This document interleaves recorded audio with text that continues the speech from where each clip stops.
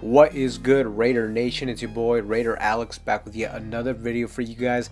Anybody that's new to the channel, you guys love Raider related content just like this, make sure to like, comment, subscribe to the channel. With that being said, let's jump right into the topic of this video. Day 3 of free agency recap, and really once again it was another quiet day for the Raiders when it comes to acquisitions and signings. The only move we made was we signed former Cleveland Browns tight end Harrison Bryant to a 1-year $3.25 million contract with a max value of $4 million.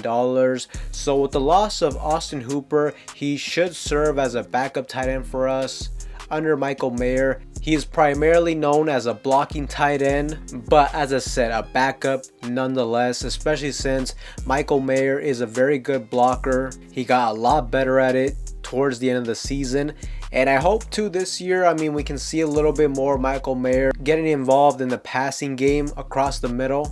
But really the biggest news that we got today was that the Raiders made 2 releases to the roster.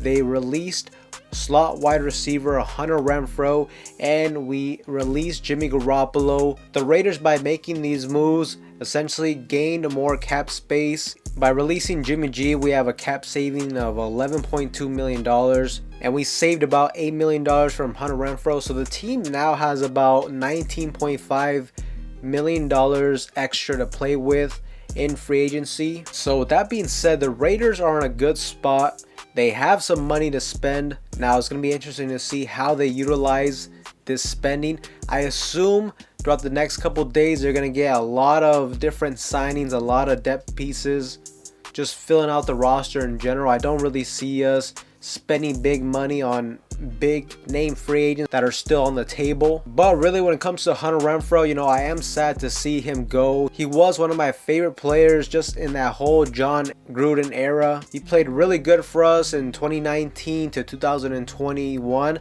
but ever since Josh McDaniels got there, the last 2 seasons, just the production has not been there. He's also been injured, and just quite frankly, we were paying too much for the production he was giving us. So I can definitely understand the move, and it really just seems like for Hunter Renfrow and for the Raiders, it's just best they part ways, and hopefully he can find success in another franchise with a fresh start. He is a talented player, but given the contract he had, this was a move we had to make, and I ultimately think it's the right move. We now have freed up close to $20 million. We can invest that into the O-line. Hopefully in the next days we start making some moves. I wouldn't be shocked if we go after Kendall Fuller, especially with Amik Robertson leaving the roster. Another guy that's a super interesting name is linebacker Devin White. Now I don't really know if that's gonna come to fruition, but he's a very athletic linebacker, and he's just a talented player overall, but I just don't know what his market value is going to look like. Like I said, I don't really see us spending big for any one player, but if you can get him on a relatively cheap contract, I would not be opposed to it. He would help improve this linebacker group.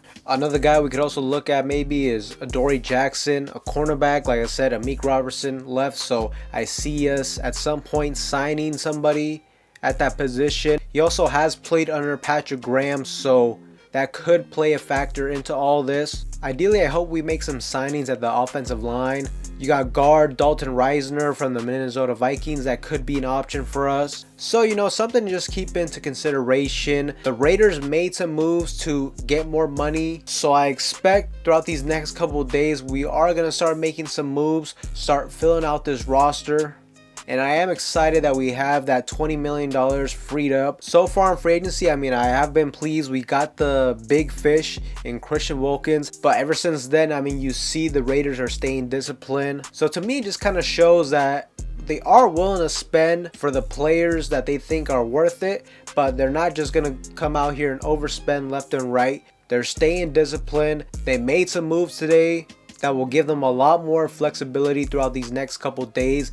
And like I said, there is still a lot of value left in the free agency market, and we still got some holes we have to fill out. So I am definitely excited to see what happens throughout these next couple days. And although I am sad to see the end of an era come for the Raiders when it comes to Hunter Renfrow. I will say I saw this move coming, and if we're really just focused on what's best for the franchise, I think this was the right move to make. Hunter Renfrow was not worth the $13 million he was getting paid, just relative to the production he was given. But I am glad that he got to start his career with us, and at the end of the day, once a Raider, always a Raider. So good luck to Third and Renfrow. But Raider Nation, those are my thoughts and opinions on day 3. As I said, quiet day, but let me know what you guys think in the comment section down below. What moves are you guys expecting throughout these next couple days? Let me know in that comment section down below. But with that being said, Raider Nation, that's all for you guys in today's video.